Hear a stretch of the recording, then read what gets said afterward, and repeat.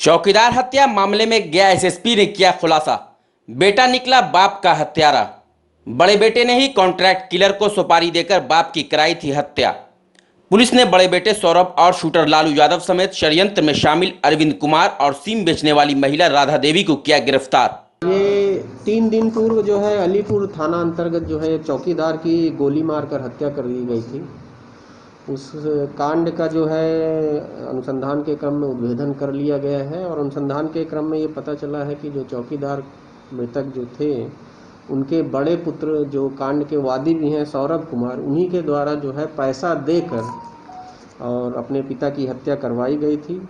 हत्या का कारण ये था कि जो मृतक थे उन्होंने प्रारंभ से ही अपना एटीएम कार्ड वगैरह सब जो है मृतक को वादी को जो अभियुक्त हैं उनको दे रखा था, लेकिन जो अभियुक्त है उनके द्वारा पिता के एटीएम से पैसा निकाल कर खर्च किया जाता था और पिता को और परिवार के अन्य लोगों के खर्चे के लिए कोई पैसा नहीं दिया जाता था। इसी बात को लेकर एक माह पूर्व विवाद हुआ था जिसमें चौकीदार जो मृतक हैं उनके द्वारा अपने पुत्र से एटीएम वापस ले लिया गया था और ये भी जो पूछताछ के क्रम में मृतक के छोटे बेटे हैं उनके द्वारा ये बयान दिया गया कि चौकीदार द्वारा अपने पुत्र को ये भी कहा जाता था कि जो वॉलंटरी रिटायरमेंट की स्कीम है उसका लाभ भी वो अपने छोटे पुत्र को देंगे, बड़े पुत्र को नहीं देंगे। इसी आवेश में आकर कुछ जो है भाड़े के हत्यारों द्वारा 1.5 लाख रुपए में सौदा किया गया था और उसी के सौदे के अनुरूप जो है घटना के दिन 4 व्यक्तियों द्वारा 2 मोटरसाइकिल से आकर चौकीदार की गोली मारकर हत्या कर दी गई थी। इसमें जिस सिम का इस्तेमाल हुआ था, फ़ोन करके चौकीदार को बुलाया गया था, वो सिम भी जो है जो मृतक चौकीदार के पुत्र हैं उनकी निशानदेही पर वो फ़ोन और सिम भी बरामद कर लिया गया है। पूरी घटना हुई इस तरह से है कि एक बिचौलिया था अरविंद कुमार, उसके माध्यम से चौकीदार का पुत्र जो है ये जो कॉन्ट्रैक्ट किलर्स थे उनके संपर्क में आया था और फिर उन लोगों ने एक दुकान जो जहानाबाद के काको से है वहाँ फर्जी नाम से सिम लिया था, जिसमें दुकानदार के विरुद्ध भी जो है हम लोगों ने थाना अध्यक्ष अलीपुर के बयान पे काको थाना में प्राथमिकी अंकित कराई है। वो सिम लेकर वहाँ जहानाबाद जेल के सामने एक महिला जो है अवैध रूप से सिम बेचती थी, 2 लड़कों द्वारा वो सिम खरीद कर वहाँ दिया गया था और उस महिला द्वारा जो है इस कांड के अभियुक्तों को वो सिम उपलब्ध कराया गया था। अनुसंधान के क्रम में वो महिला राधा देवी जो जेल के सामने बैठी थी उनको भी गिरफ्तार कर लिया गया है। जिस दुकान द्वारा अवैध पहचान पत्र पर जो है दूसरे के पहचान पत्र पर सिम बेचा गया, उस दुकानदार को भी गिरफ्तार करके उसको जहानाबाद पुलिस के संपर्क सुपुर्द कर दिया गया है और थाना अध्यक्ष अलीपुर के बयान पर उनके विरुद्ध भी FIR जो है अंकित कराई जा रही। इस कांड में अब तक चौकीदार के पुत्र और घटना में जो शूटर थे 4 उनमें से एक लालू यादव की भी गिरफ्तारी हो गई है। अरविंद कुमार जिसने लालू यादव से संपर्क कराया था उसकी भी गिरफ्तारी हो गई और राधा देवी जिस महिला ने सिम उपलब्ध कराया था उसकी भी गिरफ्तारी हो गई है और 4 अन्य व्यक्ति जिसमें से 3 जो शूटर थे और एक व्यक्ति राहुल कुमार है जिसके अकाउंट में भी कुछ पैसा भेजा गया है, उसकी गिरफ्तारी अभी शेष है।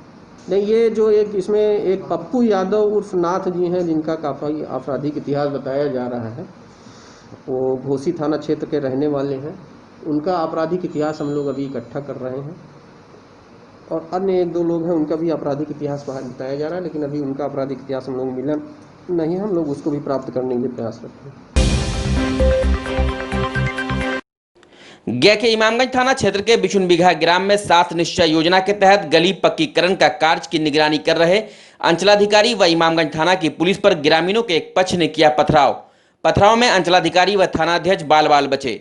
वहीं दोनों अधिकारियों को गाड़ियों को भी ग्रामीणों ने किया क्षतिग्रस्त। घटना के बाद शेरघाटी DSP अजीत कुमार व CRPF की टुकड़ी घटनास्थल पर हुई तैनात।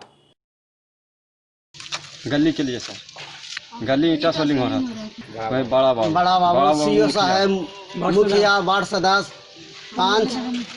इसमें हुआ कि उन लोग ईटा कवाड़ फेंक रहा है। गैस पार्टी भी पखल चलाने लगा, हम लोग सोलिंग में लगल थे। हम लोग सोलिंग में लग ही थे। घायल हम लोग भैया हैं 10 आदमी का मैक्सिमम 10 आदमी हो यहाँ हम बिशुन बिघा ग्राम बिशुन बिघा इमामगंज। क्वारंटाइन शेड्यूल पूरा कर वापस अपने घर बोधगया आने वाले मजदूरों व जरूरतमंदों के बीच सिद्धार्थ कंप्रेशन ट्रस्ट ने भोजन सामग्री का किया वितरण। वैश्विक महामारी के दौरान एवं अनलॉक 1 में भी वियतनामी और सिद्धार्थ कंपैशन ट्रस्ट के द्वारा बोधगया प्रखंड के हथियार गांव में क्वारंटाइन पूरा कर वापस आने वाले प्रवासी मजदूरों के बीच खाद्य सामग्री का किया गया वितरण, जिसमें लगभग 250 लोगों के बीच चावल, आटा, दाल, नमक, तेल, सोयाबीन बड़ी आदि का हुआ वितरण। हम लोग सभी लोग जानते हैं कि जिस तरह से कोरोना वायरस अभी फैल रही है हर तरह से जगह पे, अभी हम लोग सिद्धार्थ कंपैशन ट्रस्ट के जरिए लगातार प्रवासी मजदूर हो चाहे दलित लोग हो, हर लोग को हम भोजन की व्यवस्था कर रहे हैं, भोजन सामग्री कर रहे हैं, साथ में साबुन मास्क भी दे रहे हैं। साबुन मास्क किसके दे रहे हैं? भोजन के हर तरह लोग तो व्यवस्था कर लेते हैं, लेकिन 10-20 रुपये के लोग मास्क नहीं खरीद पाते हैं, लोग ज़रूरत नहीं समझ पाते हैं, लेकिन हम इसलिए ज़्यादा अवेयरनेस के साथ साथ मास्क भी दे रहे हैं ताकि लोग मास्क का इस्तेमाल कर सकें। इसमें जो है 5 किलो आटा है, चावल है, नमक है, तेल है, सोयाबीन है और दाल है, हर तरह से व्यवस्था इसमें एक सप्ताह का भोजन सामग्री हम दे रहे हैं। और ये सिद्धार्थ कंपैशन ट्रस्ट और वियतनामी अमेरिकन भोजन के द्वारा लगातार हम लोग ये पहल कर रहे हैं। किन लोग, कैसे लोग हैं जिनको दिया जा रहा है? ये लगभग 250 लोग के बीच में दिया जा रहा है, जो अधिकतर लोग इसमें प्रवासी मजदूर हैं, जो बाहर से क्वारंटाइन होने के बाद अपने घर में गए हैं, उन लोग को सिलेक्शन करके हम लोग चिन्हित करके उन लोग को हम भोजन सामग्री दे रहे हैं। और ये बहुत ही गरीब तबके के लोग आते हैं। अभी काम धंधा भी शुरू हो चुका है, लेकिन अभी लोग बाहर नहीं गए हैं, अभी लोगों को काम पता भी नहीं चल रहा है कौन सा काम करना है, और इसलिए हम यहाँ लोगों को सिलेक्शन करके लोगों को ये सामग्री दे रहे हैं। So today, a few monks and myself, along with some members from Siddhartha Compassion Trust, have come here at Hatiyar village to distribute 250 food packages to migrant workers. This is our chance to reach out to the community to help those who are in need right now, and the migrant workers are the most important people that we want to help out right now. Thank you. गया के विष्णुपद थाना क्षेत्र निवासी बचनू लाल धोकड़ी ने वरीय police उपाधीक्षक गया को आवेदन देकर न्याय की लगाई गुहार। दी गए आवेदन में बचनू लाल धोकड़ी ने विष्णुपद थाना कांड संख्या 82/20 में वांछित अभियुक्तों के द्वारा जान से मारने की धमकी देने का लगाया आरोप, साथ ही अभियुक्तों की गिरफ्तारी एवं जान माल की सुरक्षा को लेकर लगाई गुहार।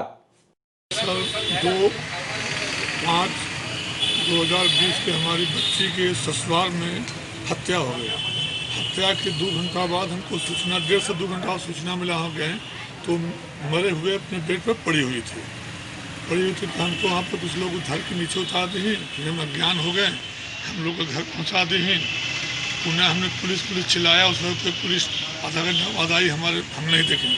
फिर हमारे यहाँ SP साहब, DSP साहब गए, हम उस वक्त बात करने काबिल नहीं थे। पुनः हमने अपना FIR दिया, FIR में ससुराल पक्ष को नाम दिया, और अभी तक सारे रजिस्टरिंग नहीं हुए, मुद्दाले लोग घूम रहे हैं खुलेआम, और हमको धमकी भी मिल रहा है बराबर, कंप्रोमाइज़ कीजिए।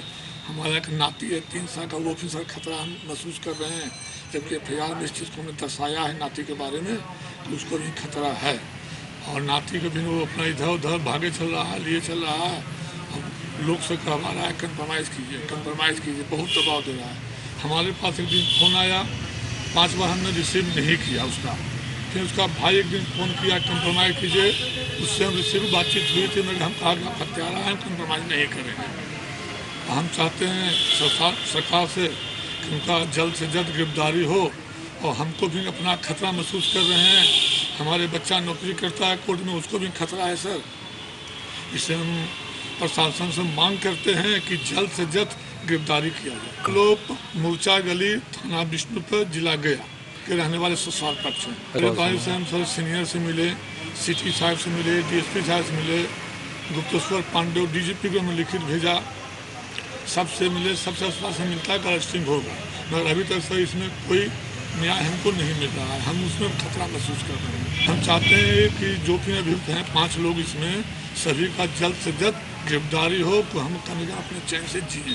ये सर 2/5/2020 दिन 12 बजे 12:30 के बीच में हमको सर 1:30-2 के बीच में सूचना मिली। हम गए तो वो मरी पड़ी हुई थी बेड पर।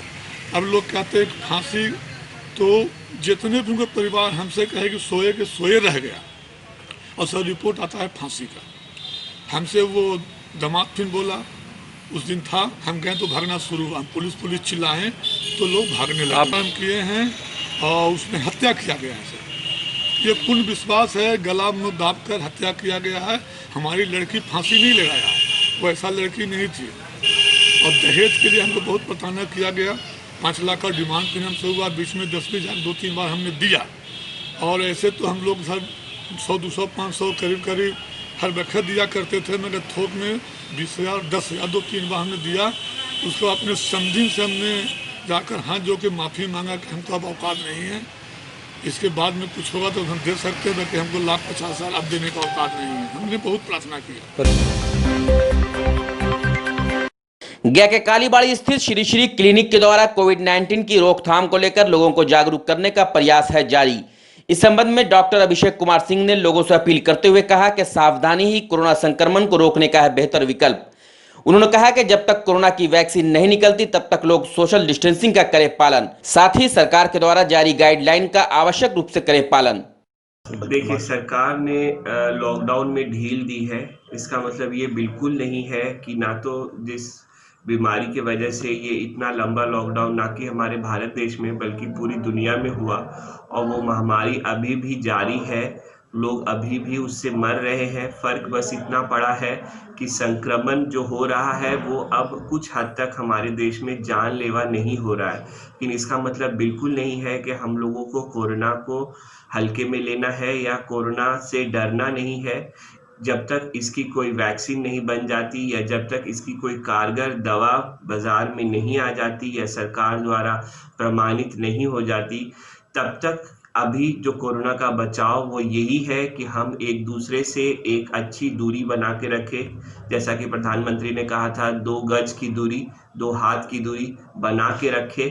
अपने आप को हमेशा मास्क से अपने चेहरे और नाक को कवर करें। आजकल लोगों को मैं मास्क लगाए देखता हूँ, अपने शहर में भी देखता हूँ, दूसरे शहरों में भी देखता हूँ, तो लोगों को मास्क लगाने का सही तरीका नहीं पता है।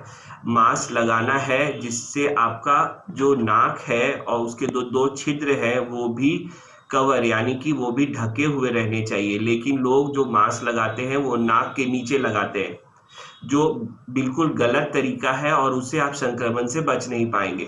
तो जो भी मास्क लगाए, चाहे वो आपके घर का बना हुआ हो या आप बाजार से खरीदे, लेकिन उसका लगाने का तरीका बिल्कुल सही होना चाहिए, प्रमाणित होना चाहिए और डॉक्टरों के एडवाइस पे होना चाहिए। और वो तरीका है नाक के ऊपर, यहाँ तक कि आप अगर कोई कपड़े से अपने मुंह को ढक रहे हैं, चाहे वो रुमाल है, तौलिया है या गमछी है, तो उसको भी आप ऐसे ढकें कि आपका नाक और मुंह अच्छी तरह से ढका हो, तब को और आपके द्वारा होने वाले आपके बच्चे, आपके परिवार के लोगों को आप बचा सकते हैं और इससे जंग जीत सकते हैं। मेरा अपील यही है कि आप अभी भी इस बात को लेके चलिए कि कोरोना है, हमारे बीच है। अब तो उनके लक्षण भी नहीं दिख रहे हैं, इसलिए आपको पता नहीं है कि आप जिससे बात कर रहे हैं, जिसको छू रहे हैं, जिसके साथ सट के खड़े हैं, मार्केट में हो, किसी लाइन में हो, चाहे वो बैंक हो, चाहे वो बाजार हो, तो आप उनसे दूरी बनाएं, नहीं तो आप अपनी इस बीमारी को आप अपने घर लेकर जाइएगा। और आपको अगर उससे कुछ ना भी होगा तो आप अपने बूढ़े माँ बाप को दीजिएगा, अपने छोटे बच्चों को दीजिएगा, जो इसके पे उनके लिए जानलेवा हो सकता है। गया के कोंच एवं गुरारू प्रखंड के दर्जनों गांव में असहाय महिलाओं, विधवा एवं विकलांग के बीच कोविड-19 महामारी को देखते हुए दर्जनों परिवारों के बीच ऑल इंडिया दलित महिला अधिकार मंच के द्वारा राशन का किया गया वितरण। इस कार्यक्रम को सफल बनाने में राज्य समन्वयक सुषमा कुमारी, जिला समन्वयक भोला बौद्ध एवं रंजीत कुमार सहित कई लोगों ने दिया योगदान। कोविड-19 से रोकथाम को लेकर राष्ट्रीय सेवा योजना मगध विश्वविद्यालय के स्वयंसेवकों के द्वारा पिछले 1 हफ्ते से गया शहर में लोगों को जागरूक करने का प्रयास है जारी। जिला प्रशासन के आदेशानुसार राष्ट्रीय सेवा योजना के स्वयंसेवकों को कोविड-19 से बचाव व सुरक्षा को जारी सरकार व राज्य स्वास्थ्य समिति की गाइडलाइंस का भीड़भाड़ इलाके एवं मार्केटिंग एरिया में जाकर लोगों को जागरूक करने की दी गई है जिम्मेदारी। जिसके बाद जिला प्रशासन के द्वारा दी गई जिम्मेदारी को लेकर स्वयंसेवक गया के भीड़ वाले इलाकों में लगातार लोगों को सोशल डिस्टेंसिंग का पालन करने एवं सरकार के द्वारा जारी गाइडलाइन के तहत जीवन गुजारने की दे रहे हैं जानकारी।